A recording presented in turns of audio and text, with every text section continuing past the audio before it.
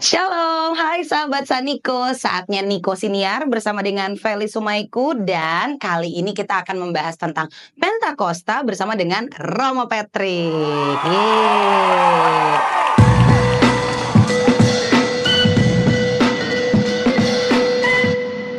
Selamat pagi, siang, sore, malam, Romo. Selamat pagi, siang, malam. Karena kita lagi memasuki Hari Raya Pentakosta, jadi kita pengen belajar, dibilang detail enggak juga, tapi ini lebih ke reminder ya. Karena kalau Feli pribadi, nggak tahu yang lain nih ya, Romo sahabat Saniko merasakan itu juga atau enggak. Kayaknya Hari Raya Pentakosta tuh tidak semeriah atau tidak diingat, tidak digaungkan seperti hari raya yang lainnya. Ya nggak sih, Romo? Ya, rasanya seperti umat yang merasakannya ya. Tapi kalau saya merasakan juga umat sepertinya kurang begitu hype gitu ya kalau pas Hari Raya Pentakosta. Pentakosta atau Pantekosta? Iya, iya Divan. Dulu kalau saya sendiri waktu kecil juga orang tua itu juga sering nyebutkannya ya, Pantekosta. Karena mungkin ya bukan masalah dogmatik, tapi adalah semantiknya itu. Orang menyebutnya kayaknya lebih ke familiar yang Pantekosta itu. Tapi kita lihat, ayo Bapak Ibu dan teman-teman sekalian, mungkin kita juga baru dengar sekarang kalau ada namanya Alkitab Klinker. Alkitab Klinker. Baru tahu, Romo. Ya, jadi Alkitab Klinker itu kurang lebih tahun 1870-an, 79. Ya. Dan itu dikatakan di dalam Alkitab itu, setelah sampai hari Pantekosta adalah mereka itu tuh tulisannya ITUE, sekalian berimpun dengan sehati sebenarnya. Ejaannya. Jadi dari Alkitab Klinker itu tahun 1879 itu adalah penggunaannya adalah Pantekosta. Karena memang pada waktu itu untuk menyebutkan yang Pentekus itu adalah susah. Oh gitu. Jadi ditulis adalah Pantekosta. Jadi sampai dengan sekarang pun menyebutkannya adalah Pantekosta. Pasti Feli juga tahu kan, denominasi di Kristen ada namanya gereja Pantekosta. Iya betul. Nah mereka tetap still menggunakan kata Pantekosta. Tapi berarti sebenarnya kalau kita menyebutkan Pantekosta, Pentakosta sama aja kan artinya. Iya. Tapi kalau mau dilihat maknanya, Pantekosta itu sebenarnya tidak ada makna apapun, tapi yang benar adalah Pentakosta. Karena kita tahu sendiri kan, Pentakosta itu kan dalam bahasa Yunani adalah 50 hari. 50 hari setelah Yesus A few moments later. Bangkit. Saya mau bilang wafat. Jadi ganggu tiba-tiba. 50 hari setelah Paskah. 50 hari setelah Paskah, 10 hari setelah Yesus naik ke atas surga. Betul. Oke. Jadi kita sepakat ya untuk penyebutan sebenarnya bisa sama, tapi kalau Pantekosta tidak ada makna yang lebih signifikan kayak Pentakosta karena ada sih 50 hari setelah Paskah itu. Kemudian yang identik itu kan dibilangnya kalau para murid awalnya ketakutan, sedang berkumpul, terus ketakutan, terus ada muncul lidah api, terus kemudian mereka berbahasa lain. Ini maksudnya bahasa roh gitu, Romo, atau bahasa apa nih? Bahasa Itali, Yunani, bahasa Sunda mungkin tiba-tiba enggak dong ya? Bahasa apa nih maksudnya, Romo? Kita kan dalam Pentakosta, kalau kita lihat di dalam Kisah Para Rasul di bab-bab awal, mari kita lihat apa itu bahasa roh ya. Kita harus pahami dulu bahasa roh. Kita akan buka di 1 Korintus bab 12 ayat 10. 1 Korintus bab 12 ayat 10. Dan di dalam bab ini akan ada daftar karunia-karunia roh, dan di dalam daftar ini, di dalam bagian akhir di bab 12 ayat 10 itu, kita boleh melihat salah satu perikop dikatakan demikian. Kepada yang seorang ia memberikan karunia untuk berkata-kata dengan bahasa roh, dan kepada yang lain ia memberikan karunia untuk menafsirkan bahasa roh tersebut. Coba. Jadi ada yang dikaruniai bahasa roh, tapi ada orang lain yang bisa untuk menafsirkan bahasa roh itu. Gitu. Jadi memang harus bisa ditafsirkan itu. Dan kita perlu lihat lagi, Vel, di 1 Korintus bab 14 ayat 4, itu dikatakan bahwa siapa yang berkata-kata dengan bahasa roh, Kalau tidak ada yang bisa menafsirkannya, ia membangun dirinya sendiri. Karena hanya dia yang mengerti dan tentu Allah yang mengerti. Jadi intinya bahwa bahasa roh itu ada yang bisa karena itu karunia, tetapi ada orang lain yang harus bisa mengartikannya. Cara gampangnya adalah bahasa roh itu adalah bahasa yang mudah dimengerti. Oke. Jadi bahasa Indonesia gini. Betul. Kalau misalkan gini, Vel, saya ke Korea misalkan. Saya ke Korea. Terus saya ngobrol dengan orang Korea.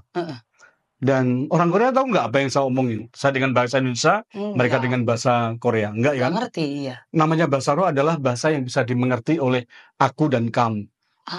Dan prinsipnya dalam bahasa roh itu adalah bahasa itu bisa untuk membangun jemaat. Bisa untuk membangun jemaat. Dan Feli ngerasain seperti apa kalau misalkan ketemu dengan yang bahasa roh itu sejauh pengalaman Feli? Bahasa roh yang ini biasanya Romo waktu itu pernah kayak acara karismatik gitu.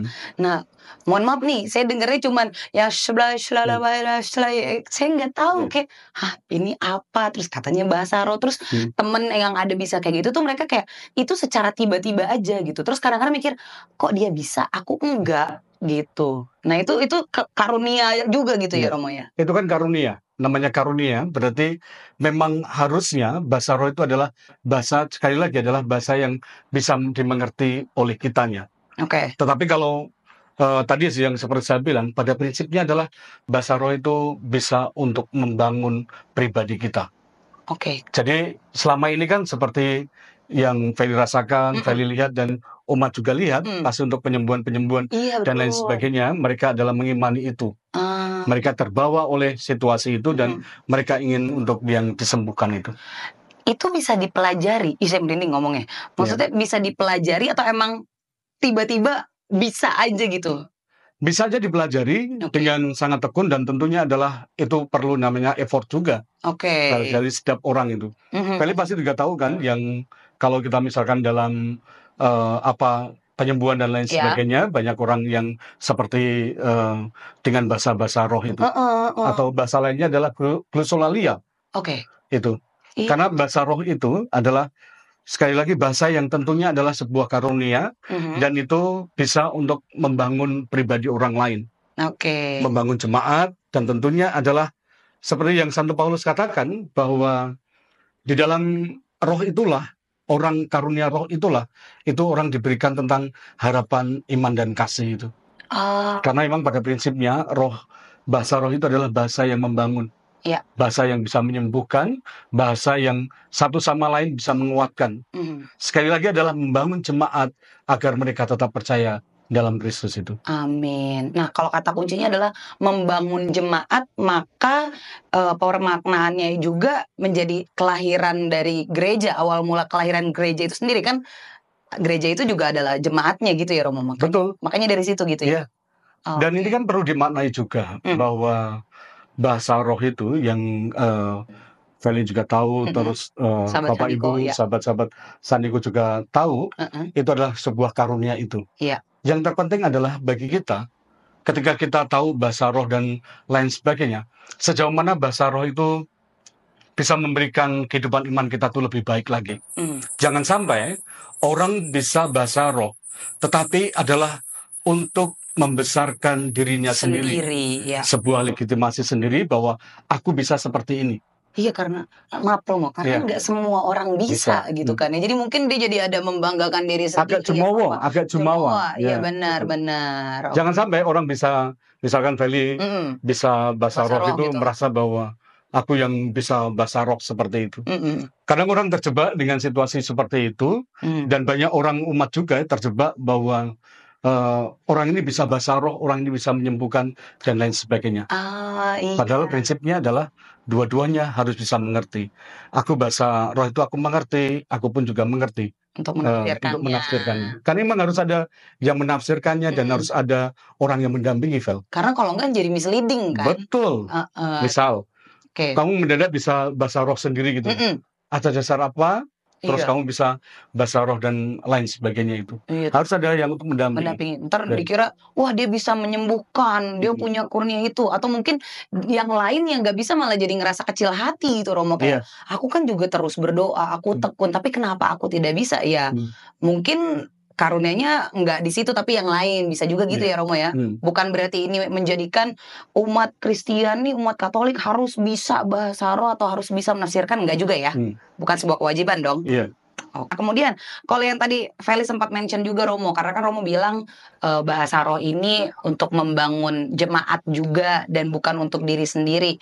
Nah, kaitannya dengan awal mula kelahiran gereja tuh bagaimana? Apakah karena pada waktu itu juga para murid sedang berkumpul, terus bisa bahasa-bahasa lain, kemudian apakah ada kayak agreement, oke guys, sekarang kita bikin bangun gereja ya? Atau bagaimana Romo? Iya, kalau kita bisa bicara masalah gereja itu kan dalam bahasanya adalah eklesia.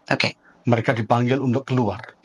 Dan dalam Pentakosta itu, kita tahu di dalam Kisah Para Rasul itu diungkapkan bahwa Bunda Maria bersama dengan para murid itu adalah mereka untuk dicurahi Roh Kudus dengan lidah api dan burung merpati, dalam bentuk burung merpati itu. Dan disitulah sebenarnya adalah letak untuk yang gereja itu. Karena gereja itu adalah kumpulan dari orang-orang yang percaya akan Tuhan Yesus. Bukan hanya kumpulan orang-orang yang beriman ya. Kan banyak orang yang beriman yang berkumpul. Tapi belum bisa disebut dengan gereja. Tetapi yang disebut dengan gereja adalah mereka-mereka yang berkumpul dan percaya iman akan Tuhan Yesus itu. Nah itu gereja, eklesianya itu. Dan eklesia atau mereka yang dipanggil untuk keluar itulah para murid-murid itu. Dan Kisah Para Rasul itu adalah sangat epik sekali. Karena mulai dari situ adalah pewartaan kabar sukacita Tuhan itu adalah semakin diluruskan. Bukankah Yesus mengatakan di dalam baik Injil Matius, Markus, Lukas, dan Yohanes, pergilah ke seluruh dunia dan wartakanlah Injil. Inilah letaknya itu. Dan pencurahan Roh Kudus itulah melengkapi tentang Allah Tritunggal itu. Bapa, Putra, dan Roh Kudus. Kan bukankah di dalam akhir-akhir dalam Minggu Paskah ini adalah bicara tentang roh kebenaran. Aku akan mengutus roh kebenaran itu. Nah itulah yang dinantikan hari ini dalam Pentakosta itu adalah pencurahan tentang Roh Kudus itu. Melengkapi tentang Allah Tritunggal Maha Kudus itu. Wah ini kayak kalau setiap habis misa kan kita bilang pergilah engkau diutus. Betul. Nah itu diutus juga ya karena untuk mewartakan kabar gembira itu. Kabar gembira itu, betul. Pergilah engkau diutus. Nah itu sebenarnya ya kalau kita ikut perayaan Ekaristi dari awal hingga akhir, sebenarnya itu juga merayakan dalam kitab suci itu. Kayak Tuhan bersamamu dari awal, terus kita liturgi Sabda, liturgi Ekaristi di situ semua itu kita membicarakan itu dari kitab Kejadian sampai dengan kitab Wahyu. Nah, Romo, tapi pertanyaannya gini sekarang. Kita kan ya udah ikut Ekaristi, pergilah kau diutus mewartakan kabar gembira. Apalagi saat Pentakosta ini kita mendambakan pencurahan Roh Kudus yang turun gitu kan atas untuk kita juga gitu kan. Kita meminta itu juga kan supaya kita dicurahkan oleh Roh Kudus itu sendiri. Gimana kita tahu kalau kita sudah dipenuhi dengan Roh Kudus, Romo? Sebenarnya untuk yang itu, setiap pribadi-pribadi itu bisa menyadarinya sendiri. Yesus mengatakan bahwa aku akan mengirimkan roh kebenaran di dalam hidup kita. Itu kan adalah amanat pesan Yesus kepada para muridnya. Roh kebenaran yang mendampingi kita itulah roh yang membawakan sukacita segala hidup yang kita miliki itu. Simple adalah di dalam keluarga misalkan. Sama nyokap misalkan, sama suami, sama suami lah, sama ibu. Sebenarnya bagaimana sih relasi kamu dengan mama kamu misalkan? Aduh, ini contoh konkret banget di dalam keluarga ya. Kalau kita dipenuhi dengan Roh Kudus itu, pasti pertama-tama adalah kasih sukacita itu yang dibesarkan. Kembali lagi kepada Rasul Paulus, bagaimana memberikan kasih itu, harapan, iman, dan kasih. Dari yang ketiga-tiganya, yang paling terbesar adalah kasih. Kalau kita mempercayai, bagaimana Romo untuk mengetahui tentang hadirnya Roh Kudus dalam hidup kita? Apakah kita bisa berdamai dengan diri kita atau dengan keluarga kita? Coba sahabat-sahabat Saniko juga untuk melihat sejauh mana aku bisa berdamai dengan keluargaku. Jangan-jangan aku sampai saat ini belum bisa berdamai dengan keluargaku, dengan tetanggaku, atau dengan siapapun. Artinya bahwa di dalam hidup kita masih ada satu yang berkurang. Misalkan tadi, apakah betul bahwa Roh Kudus itu ada di dalam hidup kita? Kalau kita percayakan iman, Bapa, Putra, dan Roh Kudus, pasti kita mengimani itu. Karena pada prinsipnya, ya seperti kita ketahui, ketika kita mencintai Dia yang tidak kelihatan aja yang kita cintai, apalagi kamu, orang dekat itu, ya harus kita cintai.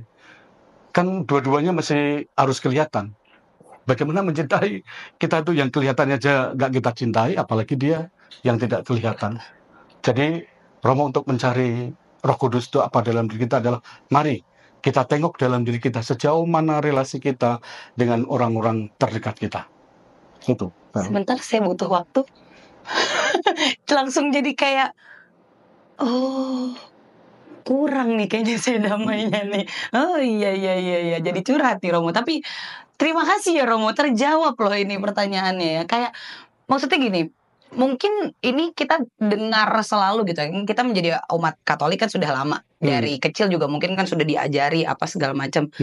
Tapi pada prakteknya kan sulit ya Romo. Betul. Kadang untuk mencari kedamaian itu, perkara mengampuni, mengasihi, kayaknya kalau disebutin, didoain, diucapin tuh rasanya ringan. Tapi ketika dilakukan tuh kan berat gitu ya. Tapi ya karena kita sedang merayakan Hari Raya Pentakosta itu, maka kita diingatkan kembali untuk ya menciptakan, bukan hanya mencari ya, tapi juga menciptakan damainya itu ya. Supaya Roh Kudusnya itu benar-benar hadir dalam diri kita, dalam relasi kita juga jadi terbangun gitu ya maksudnya ya antara satu sama lain. Wah. Itu baru relasi dengan orang tua loh. Oh iya. Ya Fel ya. Iya. Kita kan nggak hidup sendiri, kita hidup dalam lingkungan kan, masyarakat lingkungan kan. Coba Fel, kamu lihat dari kitab Kejadian aja deh. Roh Allah yang melayang-layang, terus perjanjian lama selesai, terus kita masuk di dalam perjanjian baru.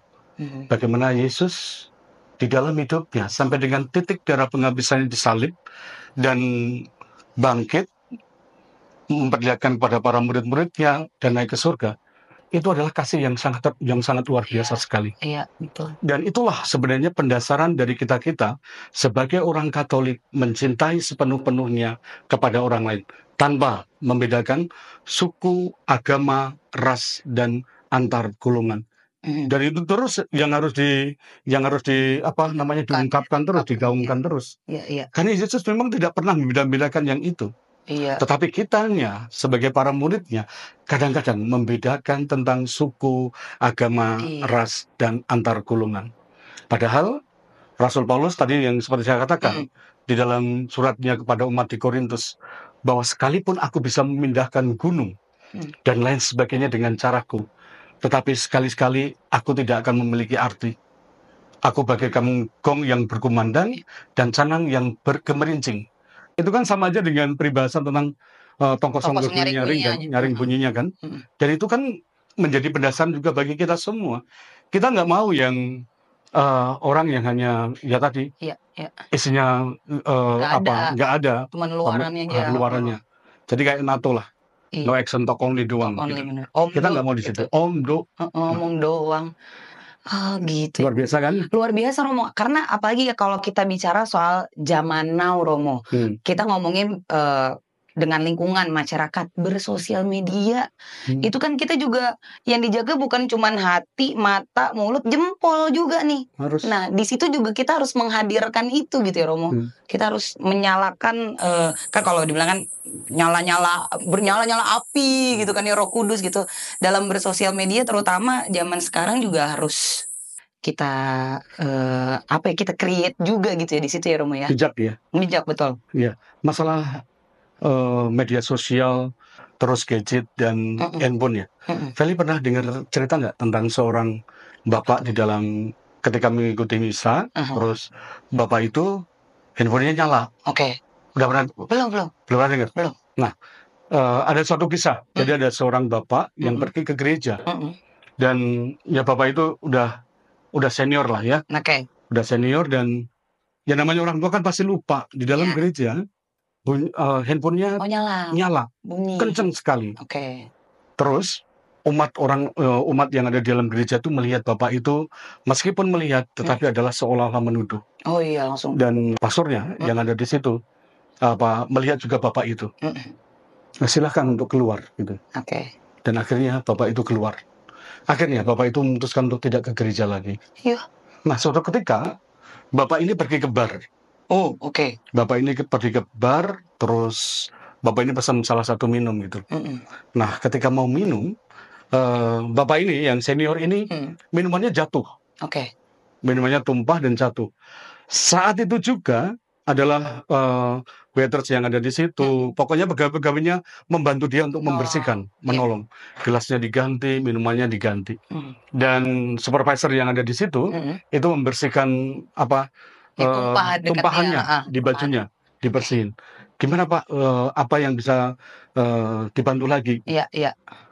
Bapak itu saat itu pergi ke bar itu terus karena menemukan kasih sukacita itu. Ternyata, Vel, pesan dari cerita singkat ini, kadang-kadang kita ini sebagai orang-orang gereja, di dalam gereja, kita itu kadang lebih menjudge orang lain. Iya. Gampang sekali untuk menjatuhkan orang lain, apapun caranya itu. Dan itulah yang membuat para umat yang lain itu mundur, teratur. Iya. Dan seperti dengan Bapak tadi, apa salahnya dengan Bapak tadi dengan handphonenya yang nyala Tidak tadi? sengaja juga pasti ya. Ya, tetapi umat atau enggak pastornya juga merasa bahwa itu adalah sangat mengganggu. Harusnya gereja itu adalah menjadi tempat untuk bernaung setiap orang, dan mereka-mereka itulah yang membutuhkan untuk pencurahan Roh Kudus itu. Ya, bagaimana kita bisa mencurahkan Roh Kudus, memberikan sukacita Roh Kudus itu kalau kita di dalam gereja aja kita bisa menghakimi orang lain yang seperti itu. Jadi kisah dari Bapak tadi ingin mengantarkan pada kita semua untuk bisa melihat sejauh mana sebenarnya kita semuanya itu di dalam gereja itu adalah sejatinya adalah kumpulan orang-orang yang dipanggil untuk keluar untuk mewartakan sukacita itu. Tetapi malah Bapak tadi menemukan sukacita itu bukan di dalam gereja, tetapi ada di dalam bar itu. Ternyata di dalam bar itu dia menemukan cinta yang sesungguhnya bagi Bapaknya tadi. Ya, sebenarnya bukan mengamini terus kita ke barnya itu kan. Iya, tapi maknanya kita, itu. Iya. Kita di dalam gerejanya itu harus bersikap seperti penjaga dan pekerja-pekerja yang di bar itu. Mungkin kadang kita juga udah terlalu gelap mata dalam artian gini ya Romo, kita ngerasa fokus kita adalah kepada Tuhan dan Tuhan sajalah. Maka kalau misalnya ada gangguan sedikit apapun ketika kita lagi beribadah, kita ngerasa wah nggak bisa nih terganggu. Padahal nggak juga ya, nggak harus kayak gitu. Kayak ya juga ya, Tuhan Yesus sendiri aja kan dia benar-benar terbuka sama orang lain, orang-orang yang ada di sekitarnya, nggak cuman ke dirinya sendiri atau ke Bapa aja. Harusnya kita juga seperti itu ya. Jadi kita juga nggak boleh terlalu Romo dibilang fanatik, mungkin itu terlalu keras juga ya, tapi fokus kita juga kepada orang sekitar kita. Orang sekitar, iya. Tentu kita juga ingat ya, sahabat-sahabat Caniko ya, ketika Yesus berjalan di banyak orang, terus Yesus marah nih, siapa nih yang pegang jubahku? Sepertinya murid-muridnya itu kalau dalam bahasa sekarang ya, Yesus, kamu kan tahu orang sebanyak ini, emang kita mau mikirin siapa yang pegang jubah kamu?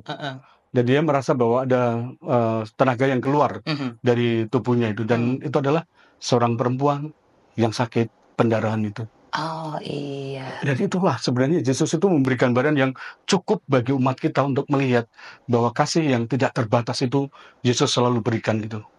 Nah, kadang kita yaitu seperti dengan kisah di dalam seorang bapak yang ke gereja tadi, kita cepat untuk menghakimi orang itu tanpa untuk berusaha untuk membantu orang itu. Wow.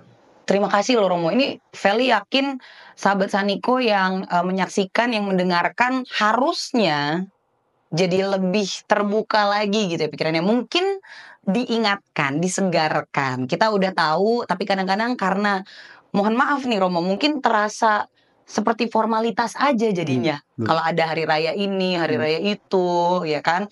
Nah sekarang kita disegarkan lagi dengan renungan yang disampaikan juga oleh Romo Patrick. Nah kemudian nih Romo, secara kalau kita mau bilang merangkum gitu ya, kemudian bagaimana sih seharusnya kita memaknai Pentakosta ini? Gampangnya keluar dari gereja setelah Ekaristi, kita sudah tahu, sudah mendengarkan, amin-amin dipenuhi dengan Roh Kudus. Bagaimana langkah kita ke kehidupan berikutnya, baik untuk diri sendiri, dengan keluarga, pasangan, dan bermasyarakat? Satu yang bisa dilakukan adalah selalu kita melakukan pekerjaan-pekerjaan baik dan berbuat baik. Seolah-olah perbuatan baik kita itu adalah tidak ada habisnya. Atau dengan kata lain, lakukan perbuatan-perbuatan baik itu seolah-olah hidup kamu itu hanya tinggal hari ini. Karena setiap orang itu pasti punya waktu, punya tempat, dan punya ruang, dan Allah telah menyediakan semuanya itu bagi kita. Dan dalam setiap kita hari raya Pentakosta itu, pencurahan Roh Kudus itu, yaitu melahirkan setiap orang dalam Allah Tritunggal Maha Kudus itu, bahwa kita yang sudah diselamatkannya dengan begitu hebat, apakah kita mau bersikap seperti biasa saja? Kita melukai orang lain, kita menghakimi orang lain, terus di dalam kehidupan bermasyarakat kita, dan lain sebagainya, kita tidak mau terlibat, apalagi di dalam kehidupan menggereja. Lakukan perbuatan-perbuatan baik itu secara terus-menerus, meskipun itu hanya hal yang sangat kecil. Dan ini yang kadang bagi kita berpikiran, saya senang dengan salah satu statement dari Romo Manis. Romo Manis itu mengatakan, saya tidak perlu mendapatkan penjelasan kejahatan dari iblis atau setan. Karena saya hanya bisa melihat apa yang dilakukan oleh manusia terhadap manusia lainnya. Jadi untuk melihat kejahatan itu tidak perlu untuk melihat iblis atau setan, tetapi adalah bagaimana kehidupan kita, kehidupan manusia satu dengan yang lainnya itu. Artinya dalam hari raya Pentakosta ini kita senantiasa diingatkan untuk lakukan perbuatan baik itu terus-menerus. Wah, terima kasih loh Romo. Oke. Ini diingetin sahabat Saniko. Jadi kalau tiba-tiba udah mau mulai ngejulit, stop nih. Tapi aduh jadi nggak enak tadi habis ngobrolnya Rumpi rame banget nih. Oh iya. Oke, dan ini juga perlu diingat lagi bahwa di awal tadi Romo Patrick juga sudah menyebutkan Pentakosta ini tuh hari rayanya tuh 3 besar nih, top 3. Jadi nggak bisa cuman selewatan begitu aja ya. Kadang mungkin kalau zaman sekarang gitu ya Romo, Allah Feli tiap hari juga kita diingetin untuk berbuat baik. Udahlah, iya bisa lah. Kayak disepelekan gitu loh Romo. Mungkin orang juga butuh apa ya?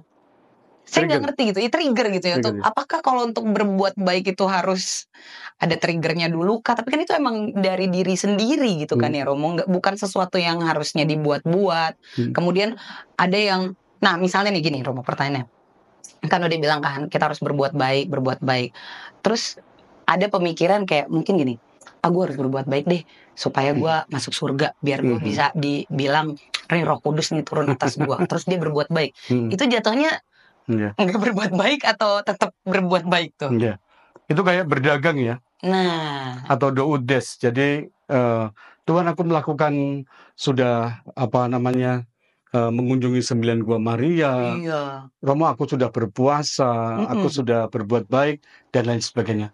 Itu bukannya Yesus pernah memberikan sama kita satu pemungut cukai dan satunya adalah siapa?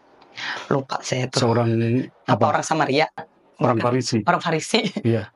Yang satunya adalah orang Farisinya datang dalam sinagoga. Tuhan, aku telah berbuat baik, aku tidak bercela di hadapan-Mu dan aku sudah berpuasa. Tapi seorang pemungut cukai itu masuk di dalam sinagoga itu. Allah, ampunilah aku orang berdosa. Yesus menanyakan, mana yang diselamatkan? 2 lagi ya. Satu lagi adalah ketika persembahan janda miskin. Ketika orang kaya itu memberikan semua persembahannya, ada seorang janda dengan kekurangannya memasukkan itu. Siapa? Satunya lagi adalah 10 orang kusta yang disembuhkan oleh Yesus. Kenapa yang balik cuma 1? Yesus itu punya perumpamaan yang banyak sekali. Bagaimana sebenarnya kita ini dengan wujud syukurnya itu. Dan itu Yesus sudah tahu apa yang dilakukan oleh setiap manusia itu. Makanya Yesus memberikan kesempatan demi kesempatan setiap orang. Sampai pertanyaan Yesus kepada Petrus kan 3 kali kan? Iya betul. Apakah kamu mengasihi aku? Apakah kamu mengasihi aku? Apakah kamu masih mengasihi aku? Kan pertanyaan-pertanyaan itu. Iya. Itu kan pertanyaan-pertanyaan di saat-saat akhirnya kan? Iya betul. Dan saat-saat akhirnya itu adalah saat-saat di mana pertanyaan itu harusnya udah dijawab di depan itu. Di awal-awal itu Yesus sudah memberikan itu semua. kisah-kisah tentang bagaimana sejatinya adalah kita mengasihi tanpa membedakan satu yang lain itu. Dan tentunya Vel, kita-kita ini sebagai gereja di Keuskupan Agung Jakarta tentunya juga harus ikut dengan arah dasar Keuskupan Agung Jakarta. Selalu memberikan penghormatan terhadap martabat manusia dan memberikan kesempatan demi kesempatan di dalam hidup kita ini untuk berbuat baik. Berbuat baik itu belum tidak melulu bahwa kita ini mesti harus sesuatu yang secara materi, tetapi adalah kita mendoakan, mendatangi orang lain, tetapi dengan tulus dan ikhlas. Bukan karena satu pamer, aku ingin disebut dengan Roh Kudus sudah penuh dalam hidupku. Itulah yang menjadi batu sandungan juga, Vel. Kenapa kalau ada orang yang bisa bahasa roh dan lain sebagainya, orang bisa jumowo dengan itu, karena aku merasa berbeda dengan yang lain itu. Iya.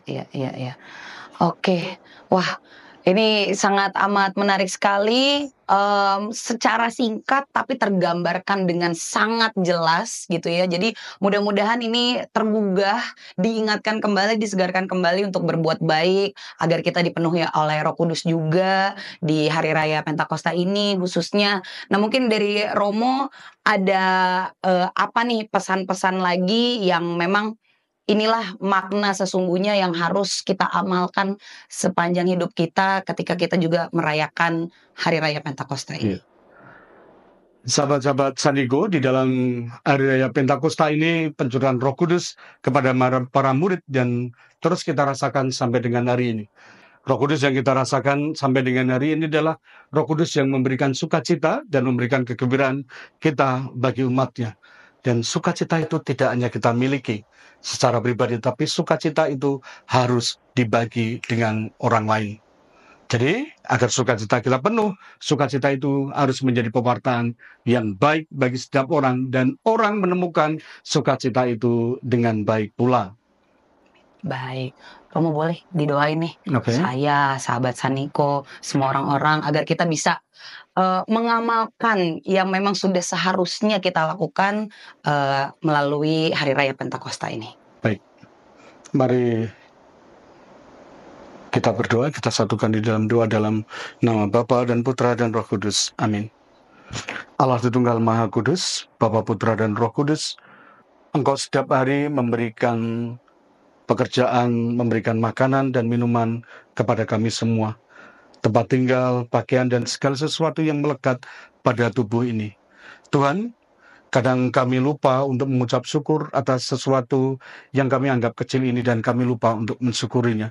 Buatlah kami semua senantiasa bersyukur dalam Hari Raya Pentakosta ini. Dan semoga pencurahan Roh Kudus-Mu senantiasa kami rasakan tiap hari.